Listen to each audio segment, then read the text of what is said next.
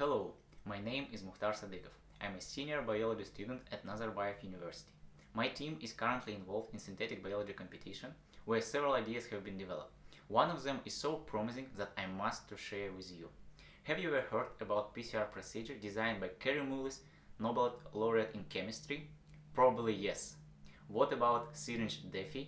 Probably no, but you will know about this procedure in 1 minute. Let me start from the abbreviation. DEFI stands for the use of DNA-binding protein in enzymatic assay based on primer hybridization. Sounds strange, but I have tried my best. This method can be used for construction of in vitro biosensors. Here is an example of the one for fish spoilage.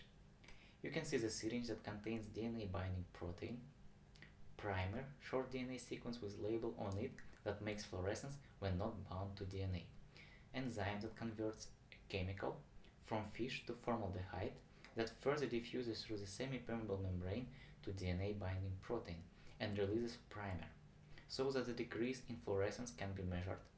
This deviation and all the related information about fish and syringe will be shown on the display. Heating will be used for restoring the system for a new measurement. This syringe is sustainable. It has cartridge containing E. coli cells that produces and supply all the reagent of the system to the syringe. So, DEFI is a mix of molecular biology concepts, chemical engineering, material science, and computer science. I hope that you have found something yours in this presentation, and thanks for watching.